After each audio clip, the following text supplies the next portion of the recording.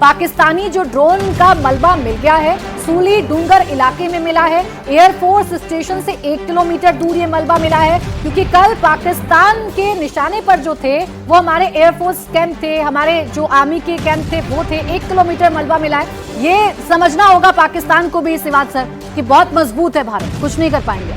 सच्चाई ये है कि जो हमारा एयर डिफेंस सिस्टम है वो बहुत पुख्ता है, और जहाँ पर S-400 है, उसके बाद आपका आकाश है, मल्टी लेयर्ड है। और ये जैसे जनरल साहब बता रहे थे कि आपका अवंतीपुर से लेके आप भुज तक जो इन्होंने हमले किए वो सारे नकारा कर दिए हमने। उनको जो भी ड्रोन थे जिसका आपने जिक्र किया, इन्होंने जैसलमेर पे 7 से 8 हमले करने की कोशिश की, और एक ड्रोन का मलबा तो मिल गया है, और कम से कम कहते हैं 5 ड्रोन वहाँ पर गिराए थे भारत की फौज ने। तो ये सच्चाई है, एक फ्रस्ट्रेशन है, एक प्रकार से घबराहट भी है पाकिस्तान में, तो खौफ भी है। पाकिस्तान को समझ नहीं आ रहा करे तो करे क्या। जितने भी वार उसने किए हैं वो सारे नाकारा हो गए हैं। भारत का जो एयर डिफेंस सिस्टम बहुत ही पुख्ता है। और जबकि देखो एक चीज़ माननी पड़ेगी, जब इन्होंने ये हमले किए तो हमने भी पलटवार किया। तो हमने क्या किया, इस्लामाबाद, लाहौर और बाकी जो इनके एक प्रकार टाउन थे, वो जो उनका एयर डिफेंस सिस्टम चाइना का है HQ-9, वो कंप्लीटली फेल होगा। देखो सबको पता है चाइनीज सामान का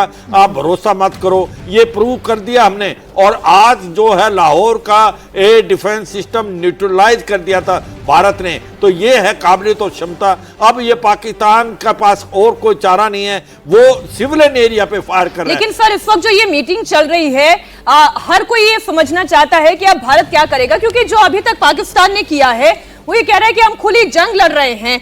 मिलिट्री इंस्टॉलेशंस पर उन्होंने हमला किया, ठीक है, हमला नाकाम हो गया। उन्होंने सिविलियंस पर अटैक किया, कैजुअलिटी हुई है, जो पुंछ से हमने तस्वीरें देखी है। अब भारत की जनता ये जानना चाहती है कि हम क्या करने जा रहे हैं, कितना एग्रेसिव हम होंगे।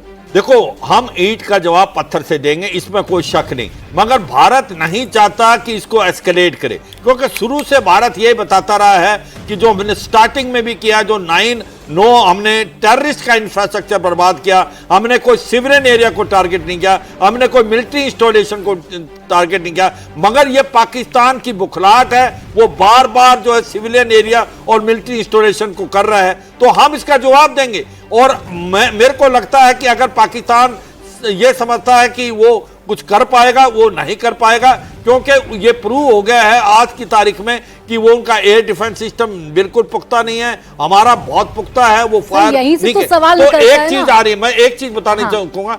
अब ऐसे में क्या फुल लड़ाई हो सकती है, कन्वेंशन लड़ाई हो सकती है, ये एक सोच सबके मन में है, पूरे भारतीयों में। देखो भारत नहीं चाहता कि कोई एक फुल फ्लैग लड़ाई हो, कन्वेंशन लड़ाई हो, मगर अगर पाकिस्तान नहीं मानने वाला और पाकिस्तान अपना एक पर वो कहते ना कि जो आत्मघाती करना चाहता है अपना, तो फिर भारत तैयार है। क्या पाकिस्तान तैयार है? मुझे नहीं लगता पाकिस्तान के तैयार है। पाकिस्तान की काबिलियत देखें, पाकिस्तान के पास 4 दिन से ज्यादा लड़ाई करने के लिए असला नहीं है। उसके पास डीजल और पेट्रोल जो टैंकों के लिए जो डीजल है वो 50 किलोमीटर से ज्यादा नहीं है। और यही नहीं, आपको पता है कि कल को हमने कराची का जो पोर्ट है वहां पर भी हमला किया है, और वो जो जितना भी अरेबियन सी में हमने एक प्रकार से पूरा बैरिकेड कर दिया है, चोक कर देंगे इसकी सप्लाई लाइन को। क्या पाकिस्तान लड़ने के काबिल है? मुझे लगता नहीं पाकिस्तान 4-5 दिन से ज्यादा टिक पाएगा। ये सवाल बड़ा,